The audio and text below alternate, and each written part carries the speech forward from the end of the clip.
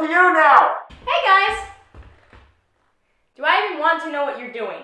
We're dealing with an infestation. Of what, rats? No, of course not. We have peace treaties with them. Then what's the infestation? Leprechauns. You're kidding. No. We've pushed them back, but they're holed up in the loft. We keep losing men to booby traps. I am in excruciating pain. So now we're sending in a demo team. Wait, demo? Take it back! Report! I think we got him! Maybe. Honestly, I'm not sure. Oh dear God! What? What is it? They're in the walls. Huh? Oh my God! You accursed Irish rodents! Hey, look, a movie. I'm fine too, by the way. What do we do, Bob? You and Grace keep hunting down the leprechaun. I've got a video to make. Am I getting hazard pay? Nope!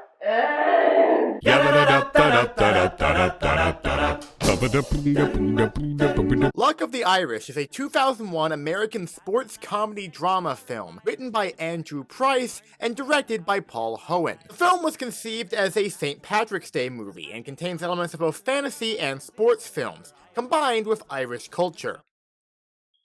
Together at last, am I right? I mean, I'm just surprised it took this long to utilize such an obvious concept. It's like peanut butter and chocolate. The film was first broadcast on March 9th, 2001 on the Disney Channel, making this a Disney Channel original movie.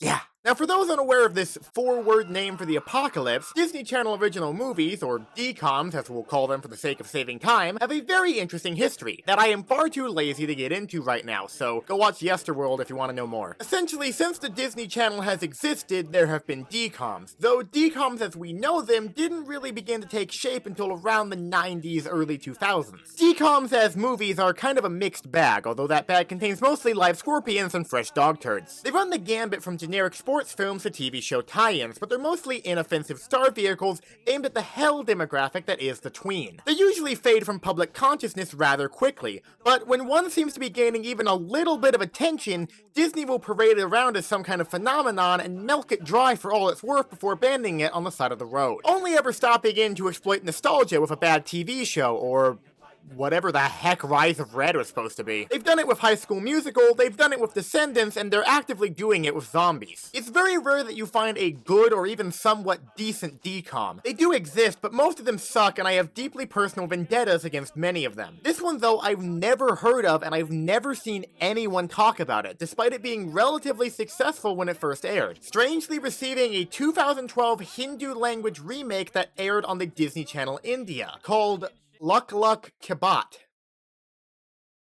I don't even know what I'm supposed to say to that. There's really not too much interesting to talk about in terms of the film's history, and the career of the starring actor, Ryan Merriman, seemingly began and ended on the Disney Channel. The only thing that even remotely grabbed my attention about it was the strange premise and the fact that Timothy Odmanson is in it. I'm not expecting much here, but I am excited to see what they made him do. So, without further acknowledgement of the existence of High School Musical, let's take a look at Luck of the Irish.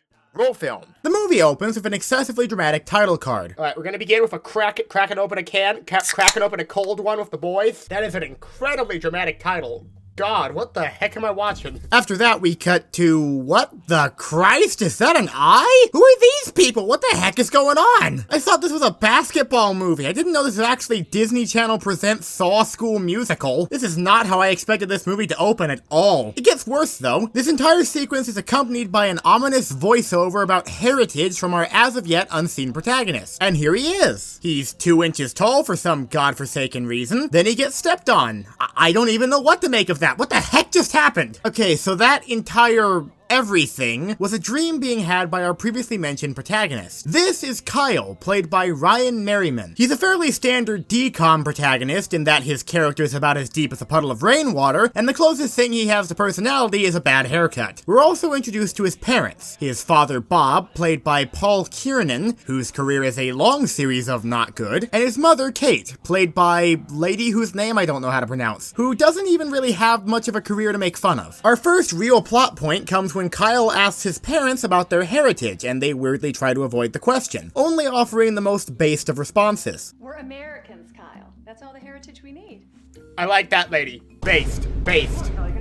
She said that. This is where we learn two very important things about Kyle. He has a lucky golden coin, and he plays basketball. He's apparently very good at it too, being the reason his high school team is going to the state finals. Yes, this is important to the plot, please remember it. We see that Kyle is apparently very popular at school because DCOM protagonist, as he walks through this scene of the 90s refusing to die when they had the chance. Here we meet Kyle's sassy black sidekick, because of course he has one of those. I think his name is Russell, but honestly you could call him anything and it would be just as fitting. We also meet this movie's designated female character, Bonnie. She's an overachieving nerd. She's also really annoying and I don't like her, so that means we're gonna be stuck with her the whole movie. She's apparently in charge of a school event called Heritage Day, where students display something from their family's culture or history. Feel free to take a shot every time they say heritage in this movie, by the way. It'll massively improve your viewing experience, especially with dialogue like this. I don't know.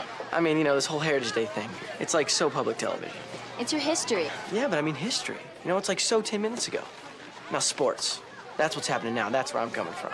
How do you do, fellow kids? Bonnie, being a nuisance, wants to know what Kyle's heritage is. But as previously established, Kyle doesn't know where his family came from, but is quite literally saved from this awkward conversation by the bell. Kyle is apparently a New Vegas player, as he's running an incredibly broken luck build that he primarily uses to cheat on tests. Which, to be fair, I would totally do that too. Time for an awkward dinner scene with Kyle and his parents. I don't know what the director was telling these actors, but he clearly didn't know what movie they were working on. These parents act like they're hiding dismembered bodies in their basement. It gives off a vibe that I think I've only ever seen in the Goosebumps TV show. Switch out the background music and you'd think that's what you're watching. Which is not a compliment, by the way, far from it. Something that perfectly exemplifies how beautifully this movie aged is when Kyle asks if their family has native heritage. But he doesn't say native, he says Indian. Unless we're Indians. But we're not Indians, are we? Bubble, you can't say that. It's funny because modern Disney would never. So anyway, after Kate's eyes bulge out of her skull a la Large Marge, we cut to Kyle researching his family history on the peak of 2001 computer technology. This scene doesn't really go anywhere. Bonnie shows up to be an obnoxious bitch for no real reason. Let's instead cut to some Halloween background music and first-person shaky cam while Kyle looks through his dad's old yearbook, where we learn something truly shocking. Kyle's dad changed his last name. I have no idea what this has to do with anything. I don't think it ever even gets brought up again. Kyle and Sidekick talk about it in one scene, but that's kind of it. I'm not sure it's even really a red herring or anything. It's just completely random information that means nothing. I'm not going to acknowledge it anymore and instead focus on how much of a boring cookie-cutter archetype I'm not going to acknowledge it anymore and instead focus on how much of a boring cookie-cutter character archetype Sidekick is. It's not like any of the other characters have been any better so far, but he's particularly lifeless. He's mostly a vehicle for other characters to deliver exposition and point out the obvious. Like when he points out how lucky Kyle is and wonders if it's because of the lucky charm he has. Said lucky charm is for some reason on this flyer advertising some kind of Irish festival thing, because that's just something that happens on a regular basis. Since this is the only lead Kyle has on his heritage, he and Sidekick decide to investigate. Fun trivia time, these festival scenes were filmed at Lagoon Park in Utah. This information is relevant to nothing, it just triggers my theme parktism and I wanted to share it. This festival is full of a wide variety of randos, like, for example, Billy Irish, Captain Spaulding if he was a leprechaun, and a creepy old man with a snake on his shoe. This guy will actually be relevant to the plot later, so make sure to remember him. He's also able to summon bad CGI. Assorted randos aside, it's time to get introduced to the best character in the whole movie. Seamus McTiernan, the Saint of the Step, an excessively Irish step dancer played by Timothy Odmanson. But let's be honest with ourselves here, he's Lassie. He will always be Lassie and that is what I'm going to call him. We'll be seeing a bit more of him later. After his introduction scene, he kind of vanishes for the first half of the movie. But for now, we do get to see him utterly break it down on the dance floor. Okay, I'm very confused. This movie is not what I expected. Anyway, the mere sight of Lassie's breathtaking moves begins compelling Kyle to step dance, which is not a sentence I expected to be saying during this video. This leads to some straight up horror movie editing as Kyle collapses to the ground, being helped up by Irish Captain Spaulding. Well, that was pretty nice of him. I'm sure his evil laughter and the fact that I'm continuing to refer to him as Irish Captain Spaulding is certainly not indicative of anything. This is called foreshadowing. The very next day, things seem a bit off as Kyle wakes up and has a trophy fall into his foot. Also, his mom is acting just a bit different. Top of the morning, you ladies! Here we finally get the big reveal of Kyle's heritage. His family is Irish. Oh, I'm supposed to be shocked, aren't I?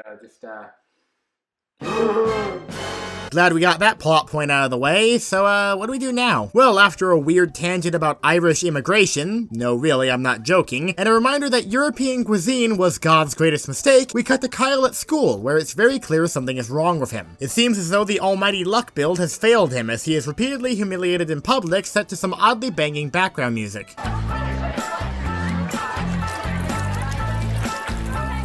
This could not have possibly come at a worse time, as tonight is the semi-finals of the state tournament. His luck has failed him so badly that he can't even make a single basket, which prompts Bonnie to show up and be an annoying bint. I know I tend to exaggerate a bit when I talk about certain characters in movies, but this girl is just so utterly obnoxious. She's an incredibly cliche character archetype, and pretty much all of her dialogue is her whining about something. For example, Kyle has done basically nothing wrong, and she spends this whole scene whining about how he would be a better person if he wasn't lucky. It makes no sense. By the way, I know you've probably already taken a few shots by this point, but feel free to take another shot every time they say luck in this movie. It'll improve your viewing experience even more. It was the perfect ending for the worst day of my life. The worst day of your life so far. Rather predictably, Kyle fumbles the game, with his team barely managing a win, no thanks to him. By the way, this scene is the last time basketball is gonna make an appearance in this basketball movie until the third act. Just thought you'd like to know that. The next day, things have only gotten weirder. Kyle's mom has become even more of a possibly problematic stereotype. Seriously, if any Irish people are watching right now, please tell me if this is offensive. Not because I want to be politically correct, but because I want to know how to discriminate against you properly. You're like the one European ethnic group I don't know how to make fun of. Potato famine and IRA jokes can only take you so far. I need more. Speed running my inevitable cancellation aside, things have not improved for Kyle. Literally everyone at school has developed a raging hatred for him seemingly overnight. According to some very reputable sources of mine though, this is just what public schools are like, so very accurate depiction, Disney, nice job. Oh, my man lost his riz. At the very least, Kyle has learned how to shut down annoying bints. Personally, I would classify that as character growth. Anyway, while failing a chemistry class, Kyle's gold coin gets stuck to a magnet. Suspicious, and he realizes that this isn't his lucky coin. It must have been stolen. This is the closest thing we've had to a plot for about 20 minutes now. In a stunning example of how old this movie is, Kyle rushes to call his mom using a payphone. Here it's revealed that Kyle is slowly turning into one of the most wretched creatures to ever walk this earth. A ginger. Jesus Christ! Terrified at the prospect of losing his soul, Kyle runs home in a panic, where to his horror he finds... There's something your mother and I need to tell you, son. What? What? What? What? So, Kyle's mom is a leprechaun. I don't even know what I'm supposed to say to that. How do you even react to something like this? I feel like I'm watching a bad SNL sketch. So most SNL sketches. Up top. Am I supposed to be hunting a leprechaun right now? Oh yeah, that's right! So far, every turn that this movie has taken has been a left, and this trend continues with the, I guess, reveal that Kyle is also a leprechaun and he's slowly getting shorter and shorter. He's apparently already lost 2 inches, so he's basically a dwarf. Okay, I hope you're ready for a leprechaun lore dump. According to Kyle's dad, who is not a leprechaun, but we'll get to that, all leprechaun members of their family can pass as humans as long as they have their luck. Their luck conveniently takes the form of Kyle's lucky coin, but because he lost it, they're out of luck. It is impossible to not sound even a little bit redundant while writing this. Really weird old guy me and Russell talked to at the Luck of the Irish? You know that Seamus... Title! Does that count as title? That counts as title! Remember that old guy from the festival with the snake on his shoe that I said would be important later? Well, it's later now. Turns out that creepy old guy is actually Kyle's grandfather, Kate's father, and the owner of the Emerald Isle Potato Chip Company. They jumped to the conclusion that he must have stolen the coin when Kyle met him at the festival. Why did he do this? Well, I'll tell you.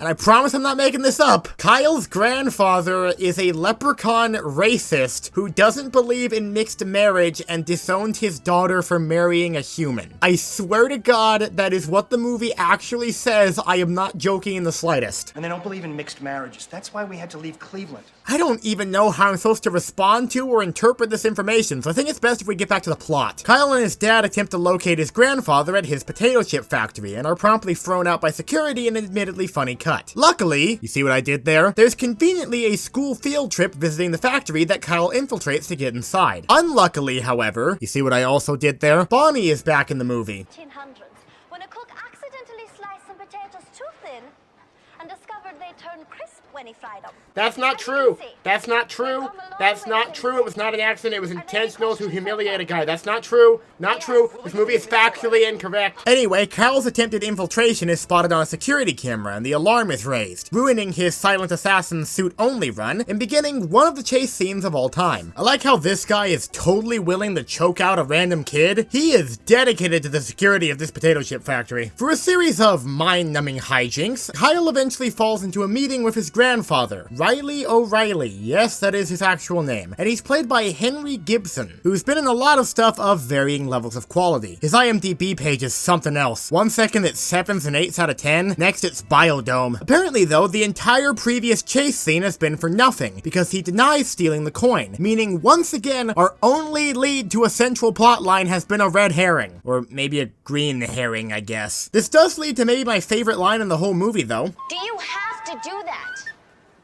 Of course I do. I'm Irish.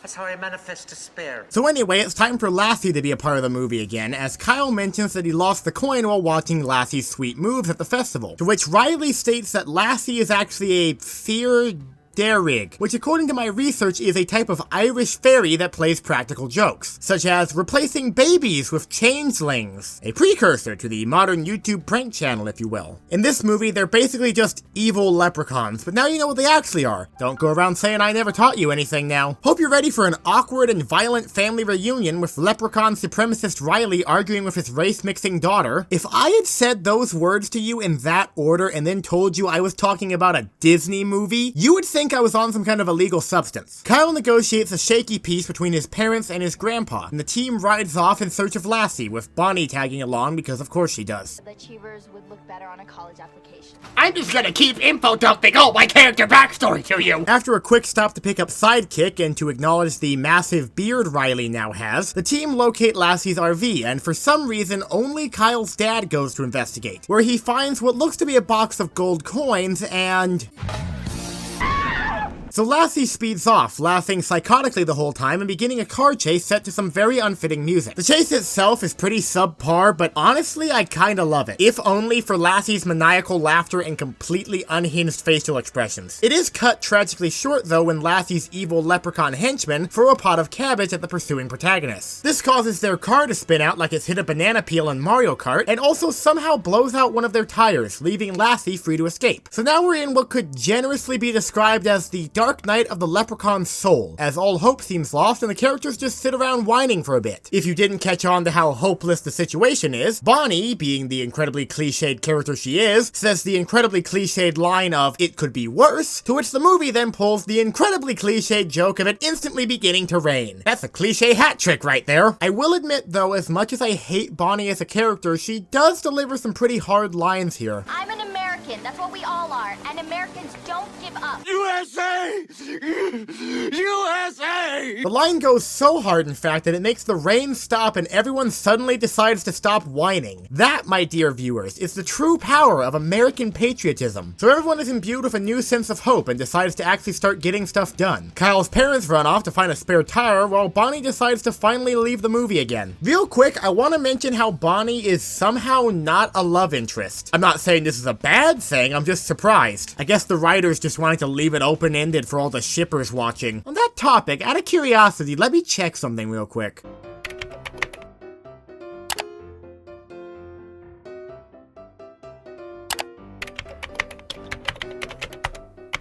Only 4?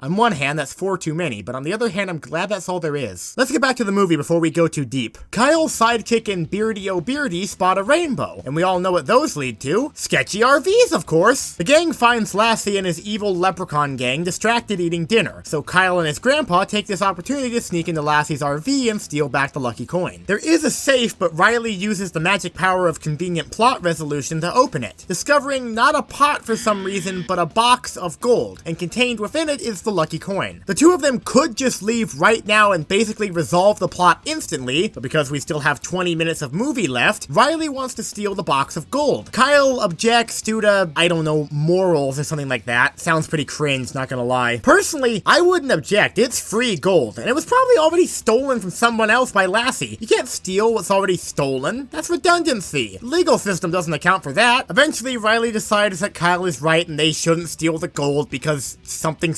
Irish immigrants or something. But unfortunately, they've taken too long as Lassie's magic leper sense has kicked in, and he magically appears through some bad CGI, only to immediately walk in through the door dragging Riley by the beard. Lassie's got them pretty cornered, but that's when Kyle gets an idea. Earlier, it was mentioned that far Darrig leprechauns can't resist wagers, so Kyle makes a bet with him. If he can beat Lassie in sports, then he'll release Kyle's grandpa and return the lucky coin. But if he can't beat him, then Lassie keeps the coin. The two of them agree to the bet and... oh god, that was a loud cut. Welcome to the Irish dimension. I don't actually know where we are or how we got here, but now we're here, and Kyle must defeat Lassie 4 times in a variety of different events to earn his grandpa's freedom. Looks like it's time for an epic climax. First up is some kind of weird Irish baseball hockey fusion thing, which Kyle just kind of flukes a victory in. Next is large rock tossing, which Kyle fails quite miserably at, followed immediately by large wheel tossing, which he also fails quite miserably at. Next is Irish soccer, which Kyle again completely lucks in the winning, which is then followed by wrestling, which is strangely enough where we learn why Lassie wants Kyle's lucky coin. He wants to steal the luck from every leprechaun in America so that he may rule over them as their evil leprechaun king. Honestly, as stupid as that sounds, I kind of absolutely love it. I just wish we got to see more of it instead of relegating Lassie to the last act of the movie. Anyway, Kyle fails at wrestling, but wins in the spear throwing round through the power of based lines. We believe in baseball. Based, he said that. Hard lines aren't enough to give Kyle a victory in the foot race round, but he inexplicably pulls out a win in the final round, competitive step dancing. Look, the less questions you ask, the better. This gives Kyle the 4 points he needs, but he and Lassie are tied, meaning, as per the words of the bet, Kyle didn't beat him and thus he doesn't get the coin back. Plus, Lassie is gonna keep Kyle's grandpa as his immortal manservant slave or something. I don't know, man, we're almost done here. Again, the less questions, the better. Kyle has one last trick up his proverbial sleeve, however. Another bet. This time, he challenges Lassie to one final game of basketball. Yes, it's finally back in the movie. With one added twist though. Kyle has to win without his luck. If he does win, Kyle gets his luck back. His grandfather goes free and Lassie will have to live forever, quote, on the shores of the lands of Kyle's fathers. That specific phrasing is important, remember it. The terms are agreed to and, oh god, that was another cut. So Kyle and Sidekick have been conveniently teleported to not just any basketball game, but the state final game, where it's Kyle and his school team versus Lassie and the evil leprechaun gang. I like how the referee just refuses to acknowledge the grown man playing in this high school basketball game. And I don't mean that in an exaggerated, oh, the movie didn't acknowledge something unrealistic happening way, because they do acknowledge it. Kyle points it out and the ref just doesn't care. It's honestly kind of amazing. More sports games in general should be like this. Alright everyone, I want a good clean game here. Little Timmy? Alright. Well, Bob, how about you?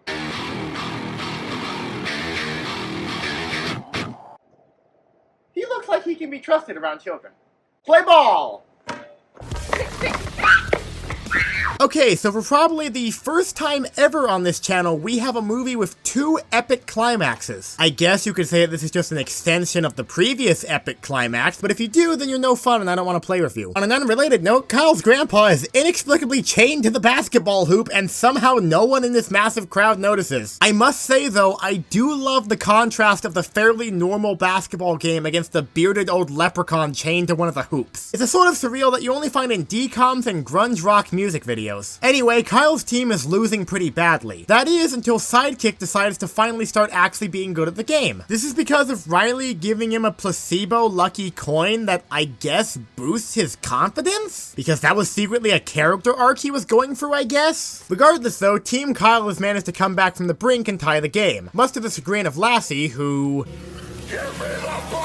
has somehow managed to become scarier than the Warwick Davis leprechaun ever was. Regardless of this terrifying face, the game comes down to the last second, and with everything on the line, Sidekick finally does something useful and sinks the winning ball. Alright, looks like everything is finally God, what is with these incredibly loud cuts? Anyway, Lassie lost the bet, meaning Riley is free and Kyle gets the lucky coin back. But, if you recall, if Lassie lost the bet, then he was to live forever on the shores of Kyle's father. Lassie thought this meant Ireland, but Kyle's father, Bob, if you remember what his name is at this point, is from Cleveland. In a stunning display of how beautifully this movie has aged, after a horrifying CGI transformation, Lassie is forever banished to Ohio.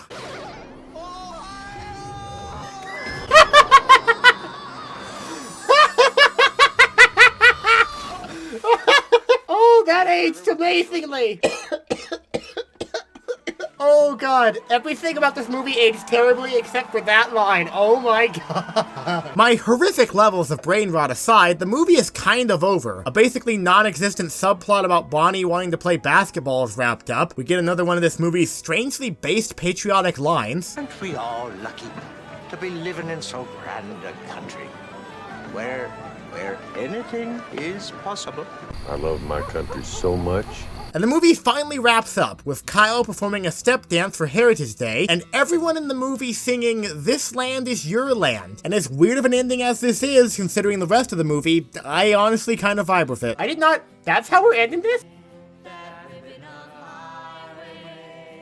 I mean, this movie's weird, but this is a pretty good ending, honestly. Well, that was weird. I don't dislike it. I like how, again, just how weirdly patriotic the movie is. That's kind of funny. Well, that's the film, folks, and honestly, I kind of like this one. I know that I talked a lot of smack about DCOMs, and don't get me wrong, I meant every word of it. This movie isn't great, but it's an endearing kind of not great. I didn't really know what to expect with this one, and rightly so, because it never went in the direction I thought it would. But it never really went in the bad direction either. It's not laugh out loud funny, but it's got some good one-liners and deliveries. Plus, how some of these lines have aged will definitely get a reaction of some kind. As I predicted though, Timothy Odmanson is the best part of the whole movie. While most of the performances work pretty well for what the movie is, he's really putting his all into this role for no real reason. I also liked how weirdly patriotic this movie is. You don't see a lot of Disney products nowadays where characters walk around saying how great America is. It's kind of amazing. Also, the background music goes hard. It's honestly pretty good. I guess if I did have a real criticism to make, some of the sets and backdrops leave something to be desired, but at that point I'm just nitpicking. Overall, it's weird and dumb, but it's the right kind of weird and dumb. Get some friends together, get yourself some Irish whiskey, and have a laugh. You might regret it, you might not.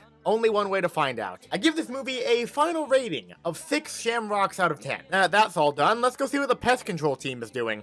Okay, how's it going in here? We caught him! Wow, how'd you do that? You don't want to know. Well, actually, I did want to know, but okay then. So, what do we do with it now? I don't know. You can take it, I guess. I just want it out of my studio. Sweet! I've always wanted a pet leprechaun. That thing is not going inside my house. Too late, I've already gotten attached. Come on, Leppy, we're going home! Hey, Grace, shouldn't you be complaining about ethics or morals or something right now? Normally, yes. But I want that leprechaun to suffer. That's fair. I come from the land of the Irish Spring. Dublin's the place. Hey, thanks for watching. I normally don't do ending bits like this, but I want to see if it boosts my analytics in some way. If you enjoyed this video, consider subscribing, and be sure to like, comment, and ring the bell to be notified whenever we post a new video. Check out our previous video on tomorrow morning, or take your chances with a video chosen just for you by the YouTube algorithm. Make sure to follow my Facebook and Instagram on the off chance I actually remember to post something on there. Until next time, this has been a Reagan Entertainment Studios production. I'll see you all next whenever.